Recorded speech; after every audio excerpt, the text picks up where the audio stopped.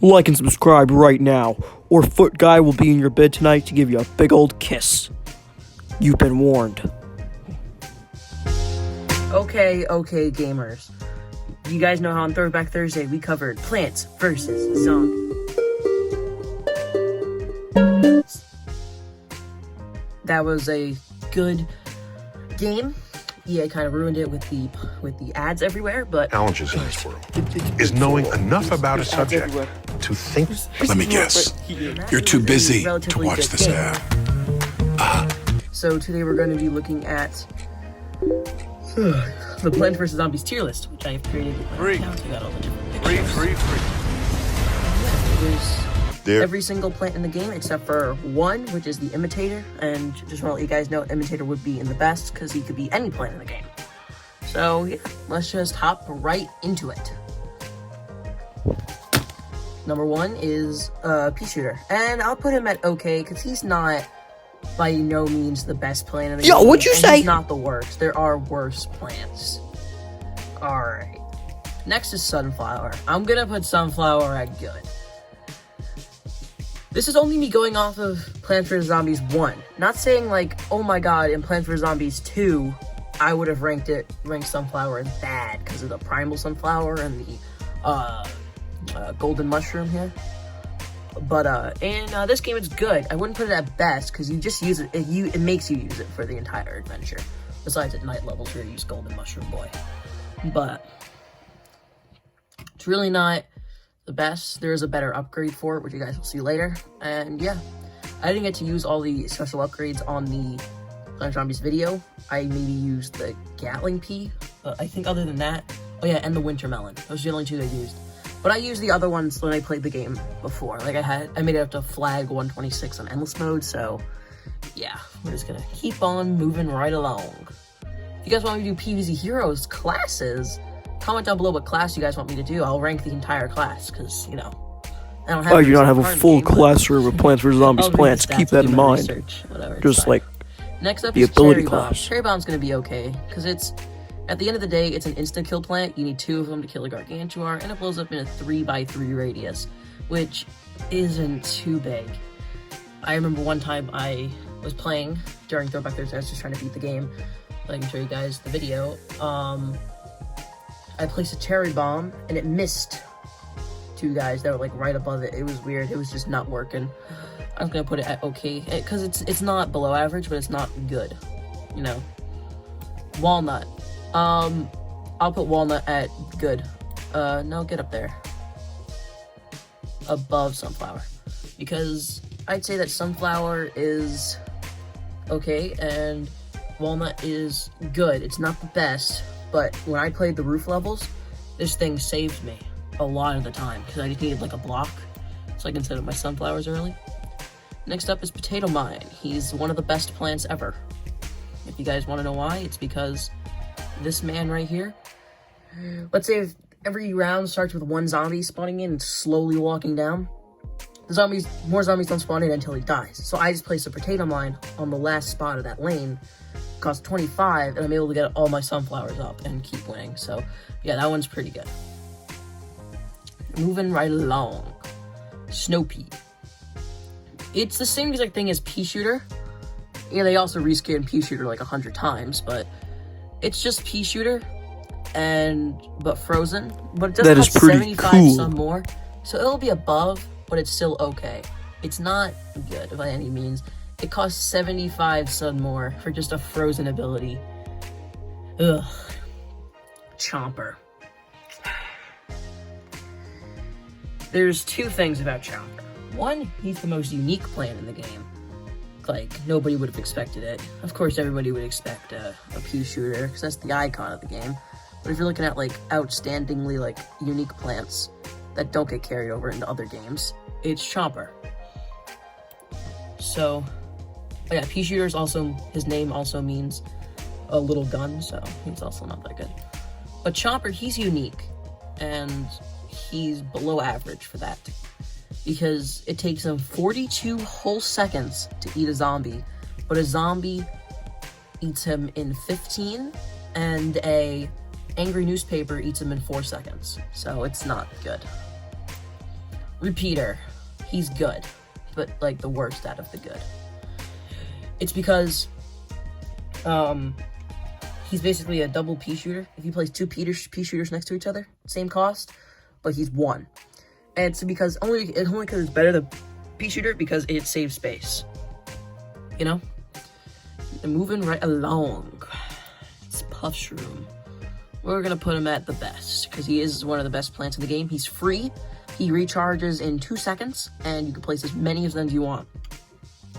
While I was playing, I was just joking around on some of the night levels. I beat the first 6 night levels by only using Puff Shrooms, so they're really good. Sun Shroom, he's going right next to Sunflower, but a little bit behind because he's only useful on 2 levels. This one is just obvious. No, it gets above Sunflower because if you do the math, Sun Shroom produces a little bit more sun per second than Sunflower. Here's a controversial one. Fume Shroom. I'm gonna put Fume Shroom at the top. I don't know about you guys. I really, really like Puff Shroom. He's one of my all-time favorite plants ever in the game. And for that, he gets up there. And he also is the thing that you place something on top of to get an extra. Oh, hell, the Holy Man. The Holy Man. Better plant, which you guys will see later. This one is another one that you place something on. So, yeah. Moving right along, this one is not a plant, so it gets the worst category. It's not a plant. It's something that's gray and eats grows. Sorry, it's not a plant. Hypno Shroom. Bad. Because it takes 10 years to respawn. It's only good for converting 1 zombie to your side. If you get a big guy, I guess it could be good. But most of the time, there's little zombies with them that will end up eating it, and you'll just waste your sun. So, it's not that good. Scaredy Shroom, below average. Just because every time a zombie walks in front of him, he goes underground.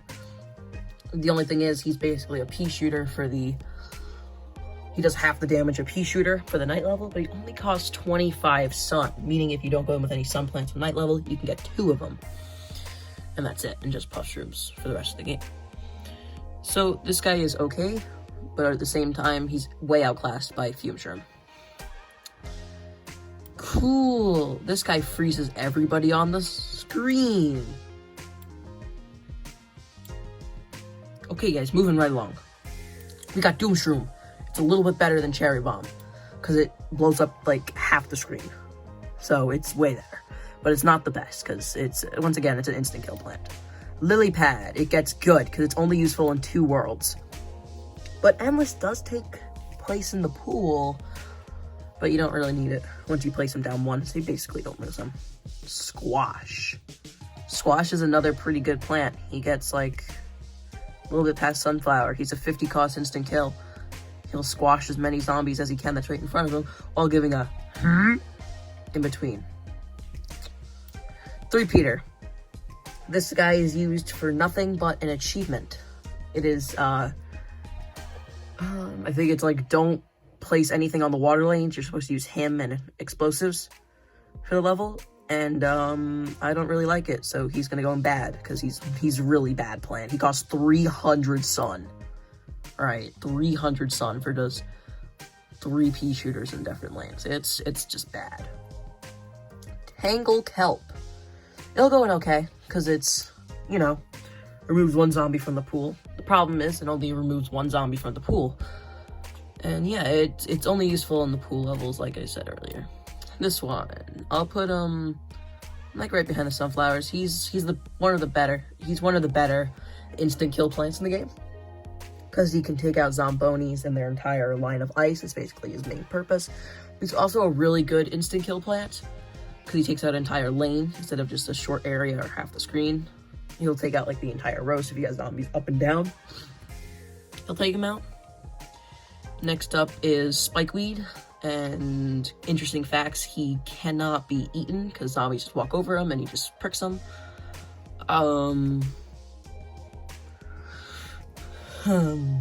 He cannot be bungeed, like, the guys can't come down and take him, and that's basically it. He can still be smashed by gargantuars. He also pops the tires, so... Oh, shoot. He also pops the tires, so... Yeah. He goes in okay. Like that. He only costs 100, so it's not bad. Torchwood is below average. He only makes peas stronger. He doesn't do anything himself, so I don't really like him.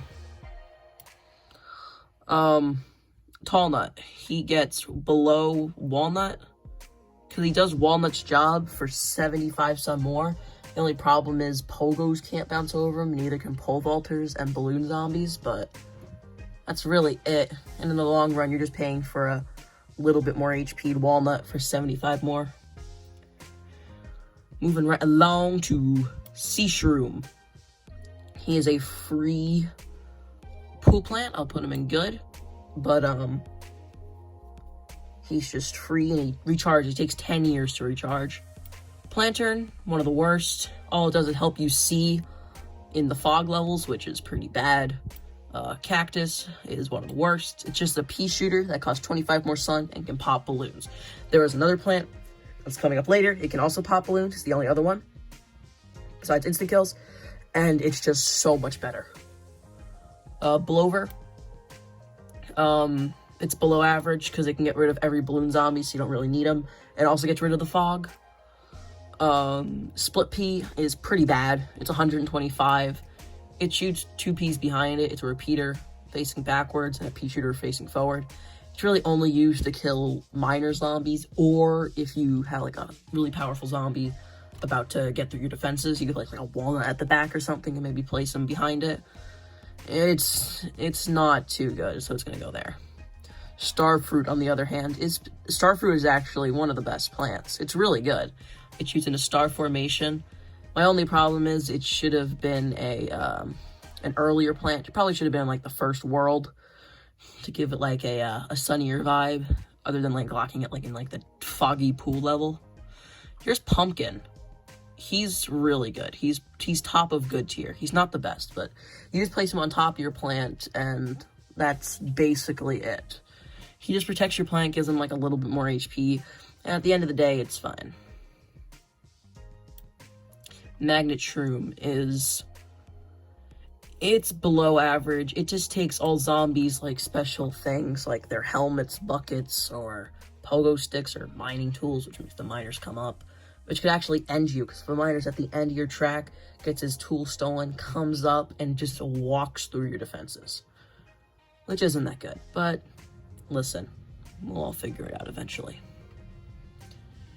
Next up is the Cabbage Pole, which is just the pea shooter for the roof levels, because pea shooters don't work up there, so it's going to go right next to it, but a little bit higher because it can shoot over screen door zombies. Next up is this thing. It's the same exact thing as the lily pad, but for the roof levels. Next up is Corn, who does very low damage, but the thing is, he has a special attack, which butters a zombie, holds him in place for 3 seconds, and does moderate damage. Next up is Coffee Bean. It lets you use the mushrooms and during the day, and it's pretty good. It just costs 75 though. Garlic. Garlic is an interesting one because I'm going to put it in bad, because there's only 2 strategies. Let's say if you place an entire row of sunflowers and a garlic, so the zombies have to move around it, but at the same time, it could be countered by an easy pole vaulter, Zomboni, just anything that can just instantly kill or just get over. It really just messes it up, and it's only if you never use that strategy, it can go unused for the entire game. Next up is Leaf Umbrella. I'll put it in okay, because it protects your plants from bungees so they can't get stolen, and also protects from the basketball guys who shoot over. You guys like my cursor? It's Gunter the Penguin.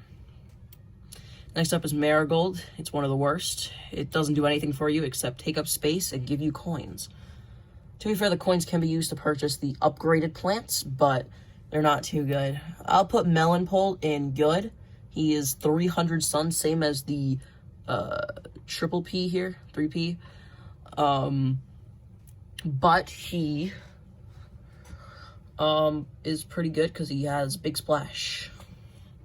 Bonus round. Moving on to upgraded plants. Imagine 2 repeaters and put them together. Good. Imagine 2 sunflowers put together. It's really good. Take Puffshroom's ability and put it all around it. Best. This is the only plant on the game that can be planted on lily pads. It gets planted on a lily pad. It's the only plant in the game that can get rid of balloon. Am I a joke to you? Yes. And it attacks all across the board. This plant just picks up coins and you have to waste 100 sun on a magnet shroom to even place it. Worst. This can take 3 Gargantuar hits, Zombonis, and you have to plant it on a spikeweed. It's good. Take what I said about Molenpult and put it on ice.